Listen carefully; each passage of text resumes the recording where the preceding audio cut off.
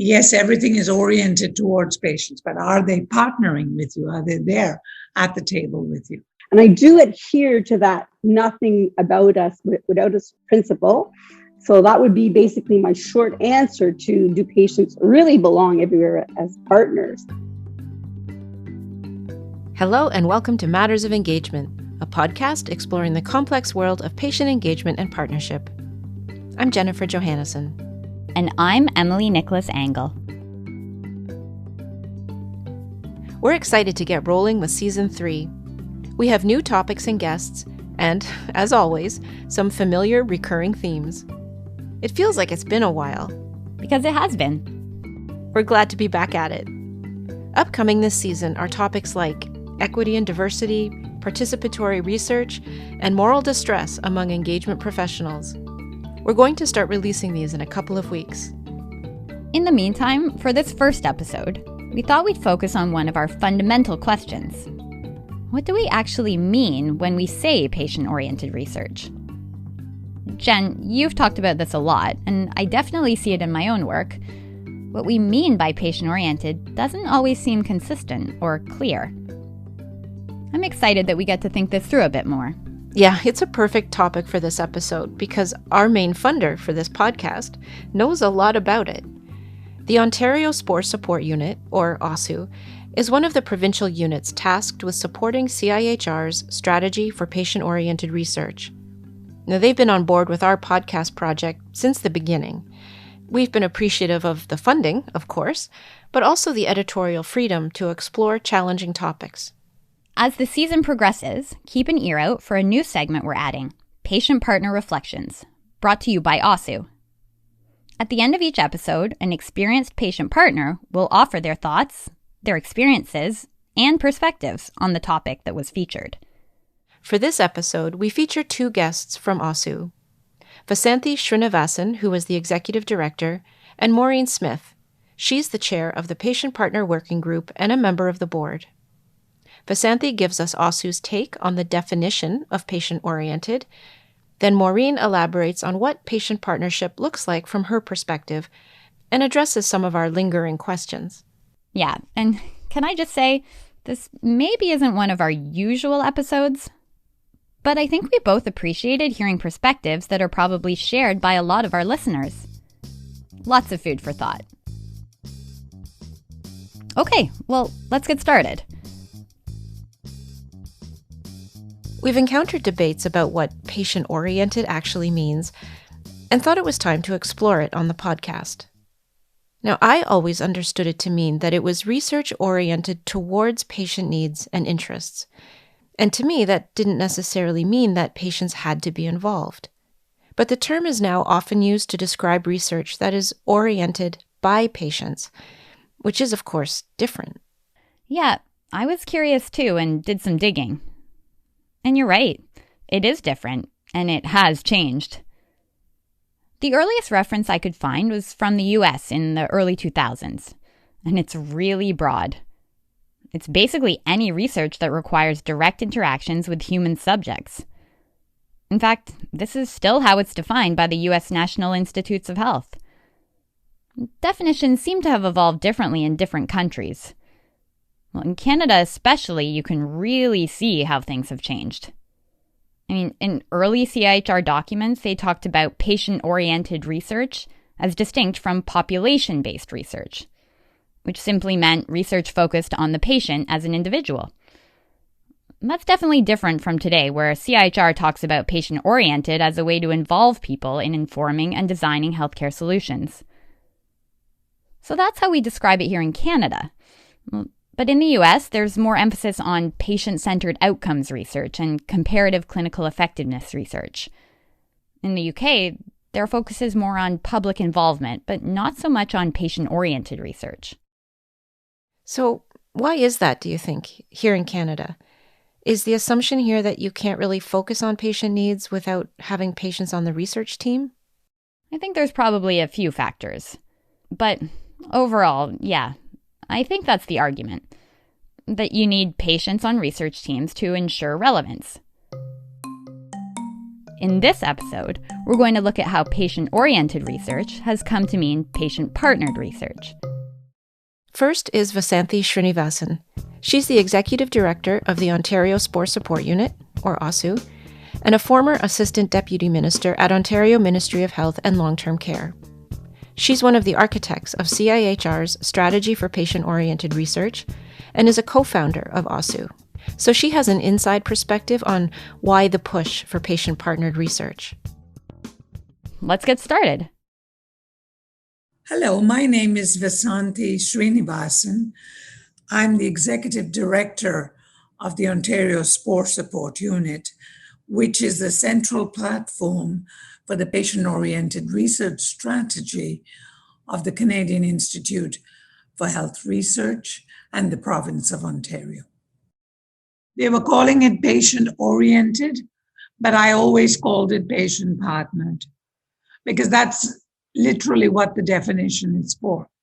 They want patients to be partners with researchers, convey their perspective on issues so that the research project can go along in a much more enriched way, much more relevant way. Because at the end of the day, most research in health policy and services is done on behalf of patients. It's being done for patients, for patient care. Why not do it with them? Why not ask them what it is about the issue that they're most fussed about and organize the research in such a way that it speaks to that? Vasanthi was involved at the very start of all this, working to figure out how best to move forward. Well, here in Ontario, there were already large institutions or centers of excellence focused on things like health data and research methodology. Some of them already had ways of integrating patient experience. So as the newly formed OSSU, they brought together a coalition of these institutions. We had to bring this coalition about, get them to understand what we mean by patient-oriented research or patient-partnered, as I said, where they needed to bring in patients. Now, not for technical expertise, because we know that's not the patient's strong suit, but to integrate them in the research project from beginning right to the end. Recruitment, retention, and results. Not to just recruit them in the beginning, find out what might be bothering them and let them go, and bring them towards the end and say, guess what? You wanted this, so we produced this. No, to actually keep them involved, and to the extent that we could bring about this culture change. Vasanthi had the idea of partnership in mind right from the beginning. She looked around at other regions and countries who were doing some form of patient involvement or partnership to see what she could learn, and ultimately decided on a more informal approach. So I thought, let's do this in more of an organic fashion. And that's how we launched into our patient partnerships. So it's been very organic, and it has grown everywhere, not just in the center, but in all of the research units that we have. They've all got patient advisory committees, include patients in their work, and things are coming along. I mean, not to say we've reached perfection, but we are beginning to feel comfortable in this way of doing research and producing the kind of relevant work that'll have meaning for policy.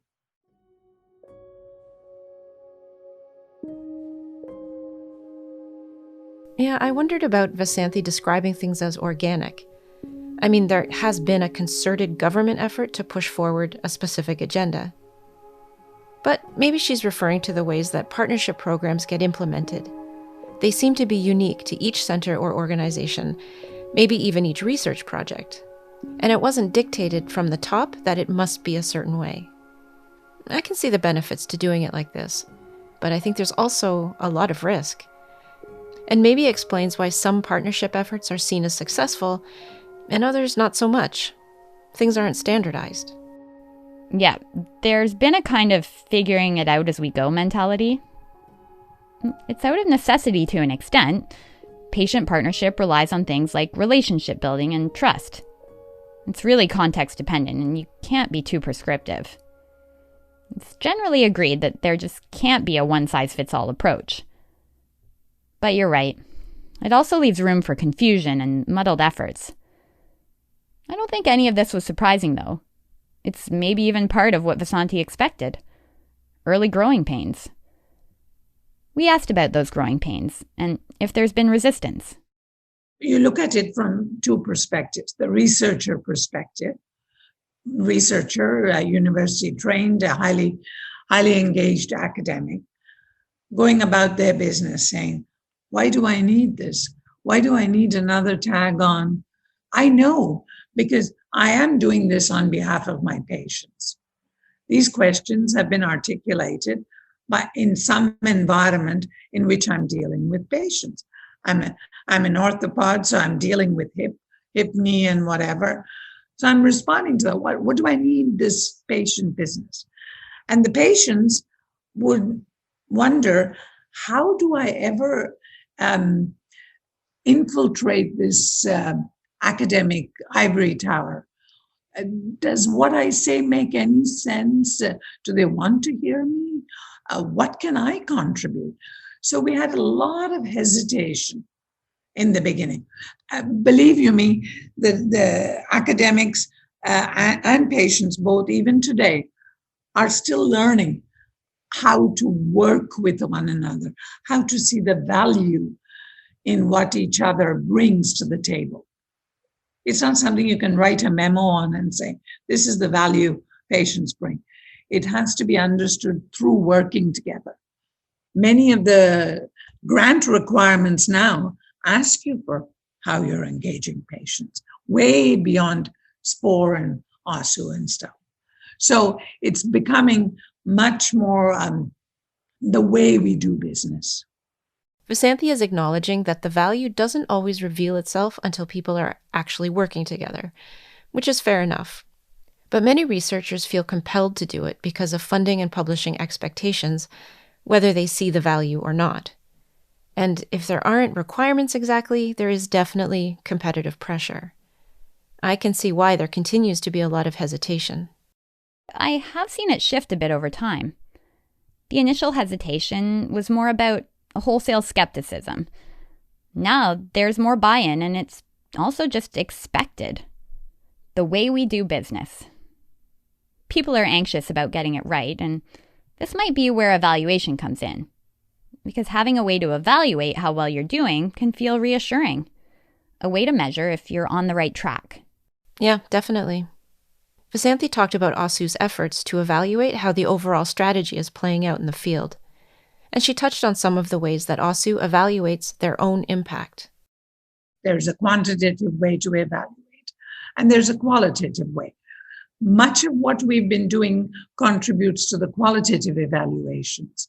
We had, as part of SPOR and OSSU, we had to do a formative evaluation 3 years into it, meaning, does this whole concept make sense? Are you able to deploy these requirements into the field?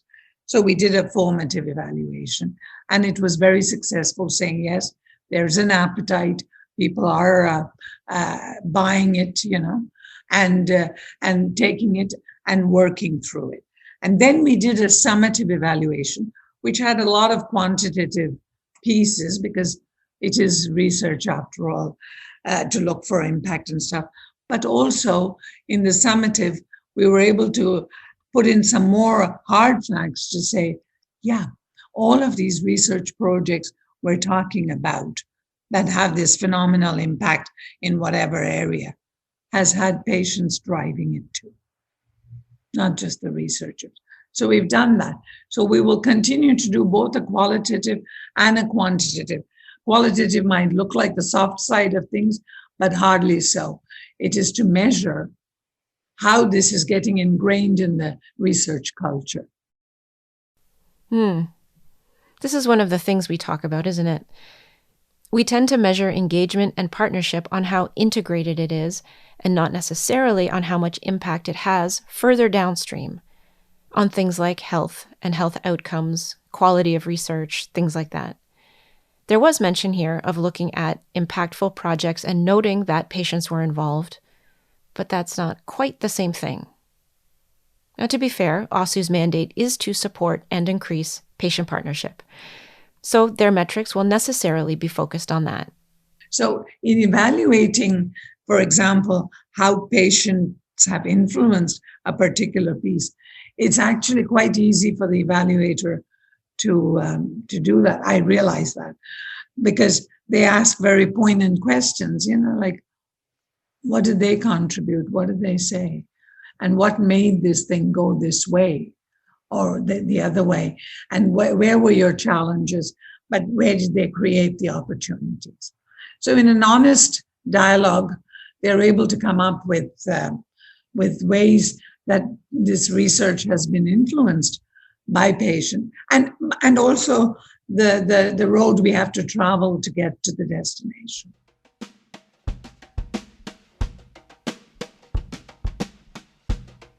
Evaluation will be interesting to watch, to see how it evolves and tries to keep up with emerging or changing concerns. The big question is still how to assess longer-term impacts rather than just processes. How can we connect the dots between engagement and things like policy change and improved quality of care? It's certainly not straightforward. Anyway, we asked Vasanthi what keeps her up at night. What does she worry about when it comes to promoting a culture of patient partnership? Well, it's very, very tedious. It's very challenging. I understand all that because the researcher going off on his or her own and doing it would have much less challenges to overcome. This is bringing together a group, appreciating the group dynamic, making sure that their agenda is fulfilled, etc. It's a lot more work. So I feel sometimes, they'll give up on it because it's just too much. But then on the other hand, I look at the enthusiasm that patients bring and feel that might be what will sustain this. They will make it sustain. So I have confidence in them, but it's very tough. So it's the tediousness of it that sometimes worries me. OSSU must hear this quite a bit. About the tediousness? I certainly do. Maybe it's not so much it's tedious, but that researchers just don't quite know how to do it, or maybe don't even know why they're doing it. And this kind of uncertainty can feel tedious, or at least really slow things down. There's a lot of pressure from funders to meet certain requirements, which gets into the checkbox problem we often talk about. But then there's pressure to go beyond the checkbox and do it in a meaningful way. Mm-hmm. And it's a lot on patient partners that their enthusiasm is supposed to be enough to sustain the momentum. They have plenty of other issues they're trying to address. For example, I'll just call it the diversity problem. There's a lot of self-awareness among patient partners about how homogeneous the patient partnership population is, but I'm not sure anyone's figured out a programmatic way to address it. Vasanthi actually brought it up and shared her thoughts on where things are at. I keep hearing, I think, valid criticism that you have not achieved any level of diversity within your group of patients. It almost seems like it's the same kind of people that are drawn to this, that the researcher is drawn to, because it's a two-way relationship. And they keep going from one project to the other, and you don't seem to include other voices. Some of that criticism is justified. We have made some inroads, but I can't say we have a totally diverse population that we can talk to. But we have to start somewhere. And we have to show by example that these things can be done. And these things need to be done. So I'm hoping that as the next generation of women come up, and I'm confident because even with our patient partner working group, we've made some inroads into diversity in age, in ethnicity, and all of those factors, that we can move forward. I thought it was an astute observation. Not only are certain kinds of people drawn to partnership, but researchers might be drawn to certain kinds of patients. It would be interesting to look into that. Do researchers seek out, or are they attracted to patients who come from similar backgrounds? People who readily agree with their ideas? It wouldn't be surprising if it were the case. Researchers often recruit from people they're already connected with. Yes, and vice versa. Patient partners might be drawn to researchers who are more relatable to them personally. Just a quick aside. We both noticed that Vasanthi said the next generation of women entering patient partnership. Now, listening back, we're assuming she's referring to the specific group of new patient partners that have joined OSSU's Patient Partner Working Group, who all happen to be women. I think that's right. Although, it's a bit telling that this came up while we were talking about diversity. Vasanthi mentioned progress in terms of age and ethnicity, but I'm gathering there's not as much in terms of gender identity. Yeah, and I think she'd be the first to acknowledge those gaps. Overall, there is recognition that achieving some kind of perfect diversity is purely aspirational. There's never going to be a moment when things are finished. It is an almost, I won't say impossible task, because it has to be made possible, and it is being made possible. But it's a very difficult road. And not because anybody is putting obstacles, but it's just that it is difficult to do, because research by definition, health research, is done by health researchers. They train years to get fluency in their methodologies and approaches. So, and then we're introducing somebody into this mix who hasn't had the same background and an approach to issues. So it's bringing together differences and reconciling them and working with them in order to produce a refined product. You know, I was glad to hear from Vasanthi how challenging things can be. The truth is that OSSU is trying to orchestrate a culture change in places where change may not be entirely welcome. And there are valid reasons for that. It may be a long road ahead. Yes, everything is oriented towards patients, but are they partnering with you? Are they there at the table with you? And I'm doing everything I can in the little role that I play in this to ensure that that kind of culture change and that kind of need is addressed, and people are coming together with all its warts. We're trying our best. After speaking with Vasanthi, we wanted to hear from an experienced patient partner who could speak to the experience of partnership. So we followed up with Maureen Smith. She's the chair of the Patient Partner Working Group and a member of the board of OSSU. We're going to play parts of our conversation with her in order to maintain the context of our discussion. But you'll see in some places we do shorten or replace our own comments. Yeah, we usually get to talk plenty. Here's our conversation with Maureen. She actually first listened to our segment with Vasanthi, and we carried on from there. It was very refreshing for me to hear Vasanthi speaking, to deliver such a personal account of what she's been so instrumental in shaping. I mean, I agree with what she said, that in Canada, we equate patient-oriented research with what we more aptly call patient-partnered research. That's different, because that's not what it means, and that's not what it means in other parts of the world. And that reminds me of my first master class that I took in patient-oriented research. It was a 3-day course, and there was a woman in the course who kept saying, well, you know, if there's patients who are participating in the research, and she meant as subjects, of course it's patient-oriented. How could it not be? That's what it's all about. That was a real eye-opener to me, because I thought we're all at different levels here, and we all have different understanding of what it actually means. So I like the term patient-partnered research, because that makes it really clear, and it separates us from the participants in the research. And the participants in the research are incredibly important. And for me, the role that I play when I partner with research is to make sure that everything that the patient participants are going to give to that study is meaningful and is set up in a way to really get their perspectives and their feedback. That was interesting that term, patient-oriented research, that CIHR adopted and then kind of put their own spin on it. It does make research into patient engagement difficult because all over the world, we have a tangled web of terms. Does patient-partnered automatically mean that research is patient-oriented in the way that it had initially been established? So I'm wondering if you have thoughts on that, if it's reasonable to assume that if patients are involved, that research is by definition therefore patient-oriented, or if these are now kind of separate definitions that both need to be accounted for.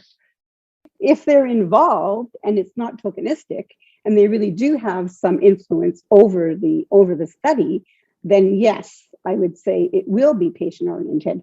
But I don't think that one necessarily allows the other. You could bring people on to fulfill your funder's request to have that and not give them any shared responsibility or co-design. So no, according to CIHR, you need the two to get patient-oriented research.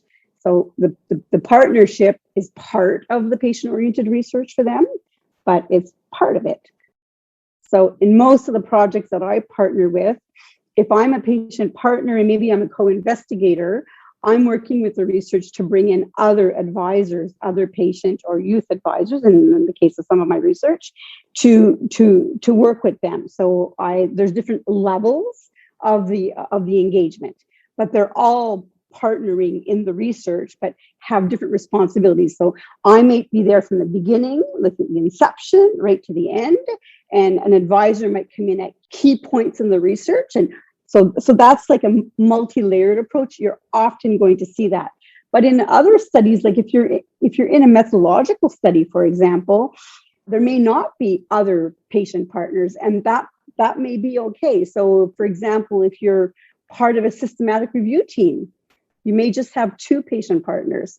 So it has to fit to the study. I don't think we do a good enough job in communicating that.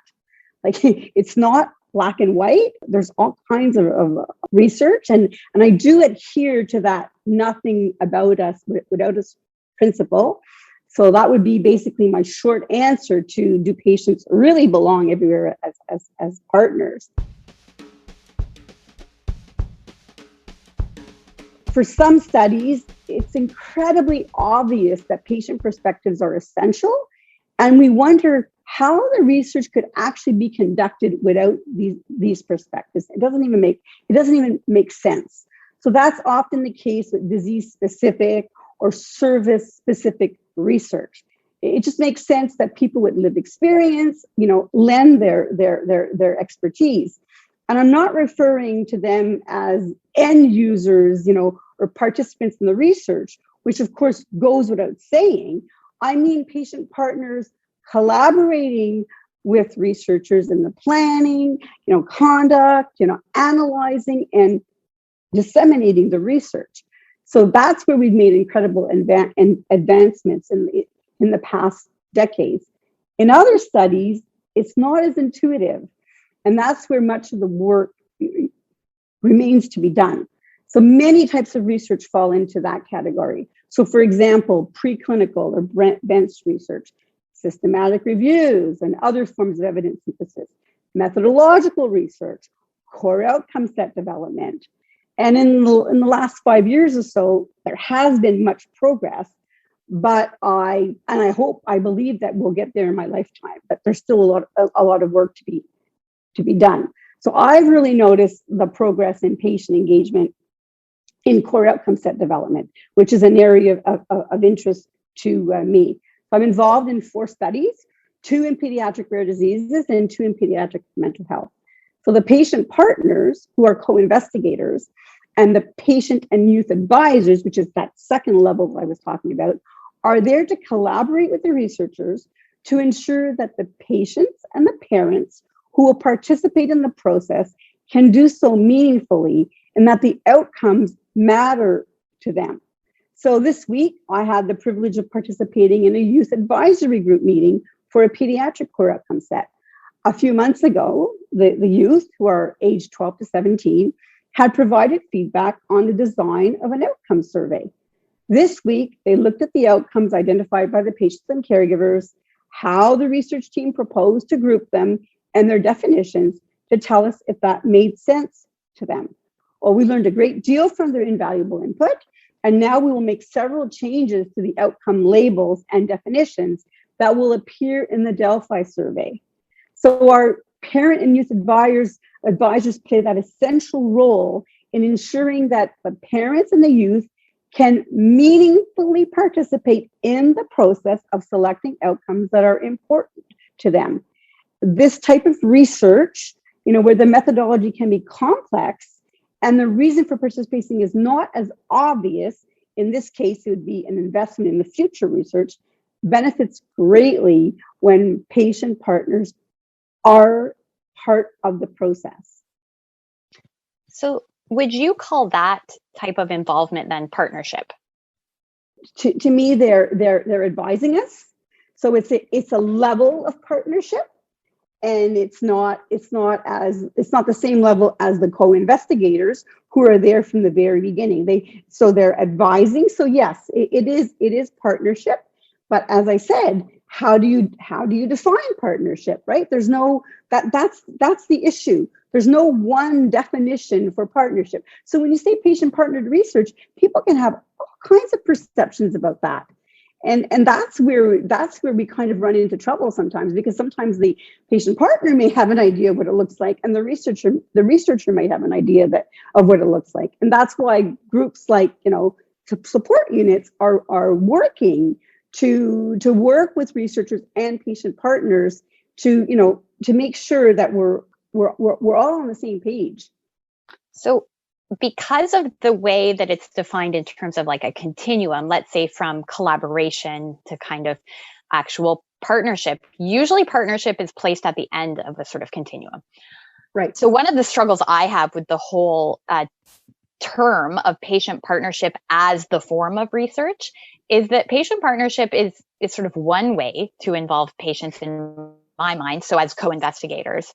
But even talking to you the last time, you cited a paper that said, what's shown is sometimes the best way to involve people is to consult with them on this part or do this type of thing, which to me then makes people call partnership something that it isn't. And in many cases, to me, could be done in a way that could be argued against, but could be shown to be basically qualitative research with a group of people where they're understanding their perspectives, especially with priority setting, stuff like that. Do you think it's necessary to be a bit more precise in the use of patient partnership? And what do you think the implications are of saying this is patient partnered research and allowing it to be an umbrella for all of these types of things, even as you describe? Right. So that's a really good question, because that's the growing pains of something exploding, right? Like everybody wants to do patient engagement. Oh, yes. So you've got the growing pains. In the work that I do, when I'm a patient partner, and I truly am a patient partner because I'm often a co-principal investigator or a co-investigator, I insist on transparency. So when we bring our advisors together, we put up a slide and we show them the continuum of engagement and we circle, this is you. We don't pretend that they have all this power over the design of the study or anything else. Like, this is where you come in and this is where we come in. I think that transparency is really important. That's sometimes lacking. For me, patient partnered, you would want to have some patient partners who are there from beginning to the end. And then it's up to that study to determine whether they need to bring in smaller groups to advise them. I mean, that's really dependent on what it is that you're actually doing. And I think you'll see often that there's advisory group, like they'll bring in an advisory group, because patient partners will often recommend that. I don't want to speak for all these people. Like, that's not anything I've ever wanted to do. I've made that very clear from the beginning of my engagement. I'm not representative of a patient voice. So without you there, would it still be patient partnered research if they still got all those people and talked to them and were transparent? Here's where you come in, and someone was really good at designing patient engagement, but they weren't a patient and did exactly that sort of thing, but weren't a patient partner? I think that to be a patient partner, I think you have to be wearing that hat. I don't think that if you're working in a professional capacity and that's your day job, that, you know, with that group, that you could call yourself an advisor, you could call yourself an engagement advisor, but I don't think you could call yourself a patient partner. I think patients and caregivers, I think, want to keep that term for themselves.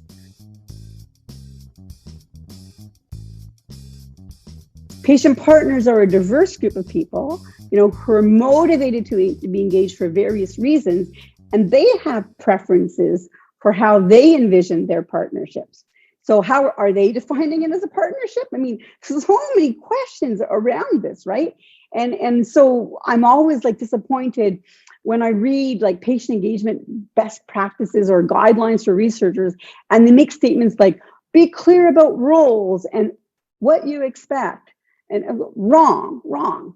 It needs to be a discussion. So what is feasible for both the researcher and the patient partner? And that's based on a number of factors. So, I mean, there's one researcher with whom I've collaborated for a number of years. And when she first approached me, I really wondered, like, what can I possibly contribute to this? But she had me when she said, Maureen, we'll learn together. And I was like, okay, like there's no expectations that this is going to be perfect.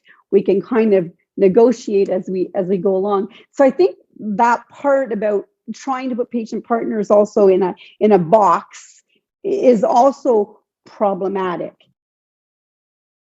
I can give you another example. I was working on a video for getting patients engaged in research, and they had given me this script and, you know, to edit, and it said on the script, oh, and at the end of the study you can present with the researcher.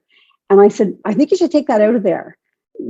Some people don't want to do that, and you're going to turn them.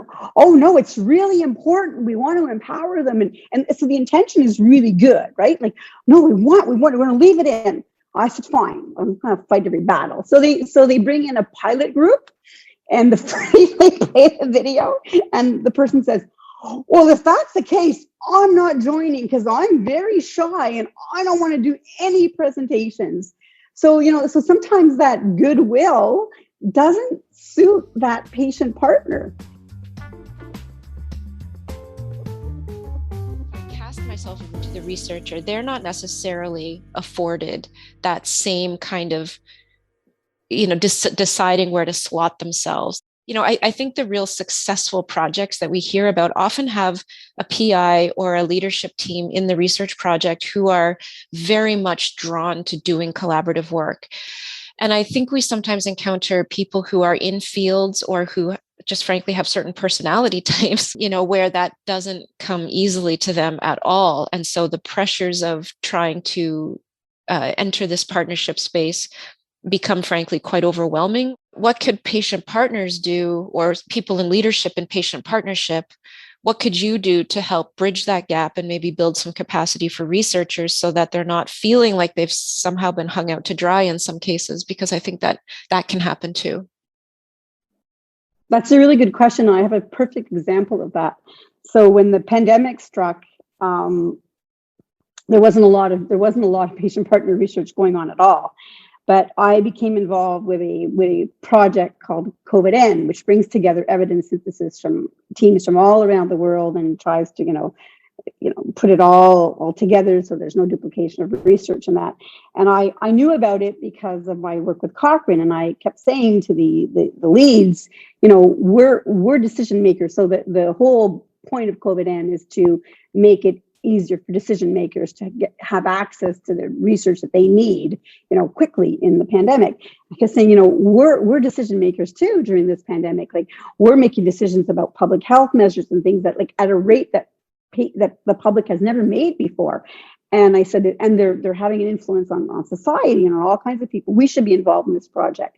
Well, open your mouth and ask for involvement, and the next thing you know, you're the citizen engagement co-lead. So the reason I'm talking about this example was that it took everything that we knew about patient engagement and turned it upside down. So we were trying to get people involved in rapid reviews. Some of them were being done in 3 to 5 days, but they were doing these rapid reviews to provide evidence to decision makers for very important decisions that were going to be part of guidelines and policies that were going to affect us all. But there was no patient or public, in this case, input. So here we have this situation now where we have all this information on patient engagement and training and all that. None of it is going to help them. So a lot of these researchers are people who did systematic reviews. They may have had patients, at the end as a peer review, but have never worked with the public, especially. And yet, in the space of 2 weeks, 80 citizens signed up to be part of this pool. But so now we've got a problem, because we've got this ideal, but it doesn't work. So everything that we know about, creating relationships and negotiating with people and all these things are not working. So we've got to be really flexible, and we've got to adapt to this environment, because I'm determined that we're going to put some of these members of the public or patients, we're going to pair them up with researchers. Most of the researchers who engage with us had never worked with a patient partner before, ever. So, we created a 10-hour mini course, and the whole course was basically saying, okay, these are all the things that normally you would do to have a good patient partnership. Yeah, none of that's going to work. So we had some guest speakers, and I remember one of our course participants said, "Oh, so what did the research team do to accommodate your schedule?" And the answer was nothing.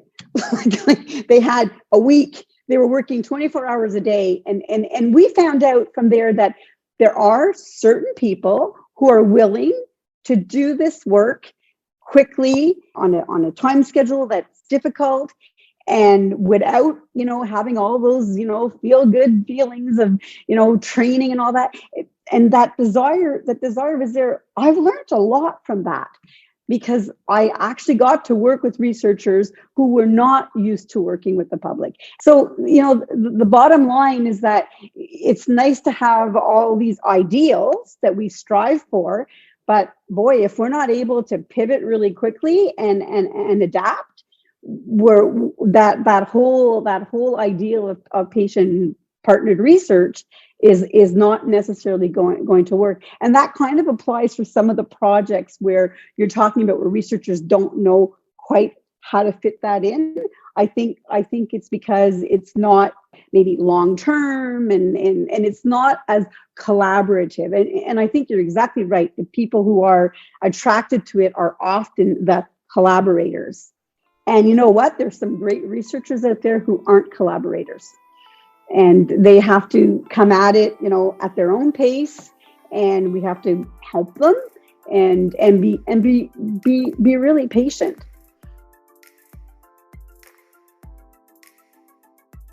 In all fairness to researchers, I can only imagine that it's got to be nerve-wracking to collaborate with patient partners with whom you've got no prior relationship. So it can certainly go wrong. So what? You learn something and you get back on the horse. But the truth of the matter is that I really believe that in that research enterprise, patient partners are often held to a higher standard than other members of the team. So, for example, if a researcher has a negative experience with, say, a biostatistician on the team, they'll chalk it up to being the wrong fit for the team, and it won't result in concluding that there's no value in partnering with biostatisticians. But when it's a patient partner, it's often a different story. I've heard many times, I tried it, it didn't work. So there's a lot of pressure on patient partners to get it right. And one would think that scientists would appreciate the value of trial and error, but there's often, there's not having that patience, no pun intended, with we're going through a process and learning and maybe refining it for your next study. We could do this next time instead of saying, well, it just didn't work. So that's where I think there's an impatience now. We got to get this right. And I think that takes time. And we're just starting now to really evaluate its impact. That's just really, really beginning, and I applaud that, and I wait for those findings.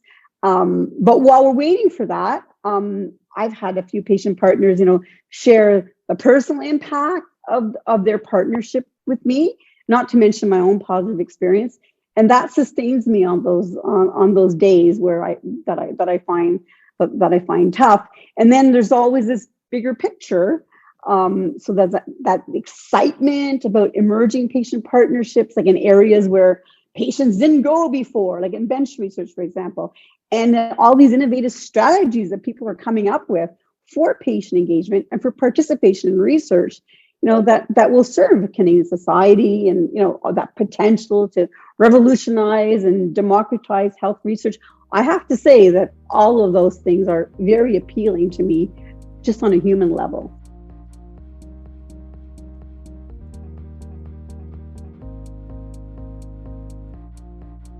A big thanks to Vasanthi Srinivasan and Maureen Smith for participating in this episode.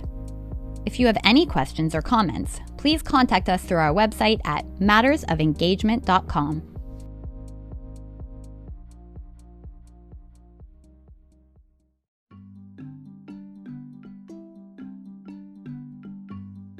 This episode was written and produced by Jennifer Johannesson and Emily Nicholas Engel, with generous financial contribution from the Ontario SPOR Support Unit, or OSSU, which is jointly funded by the Government of Ontario and the Canadian Institutes of Health Research, or CIHR.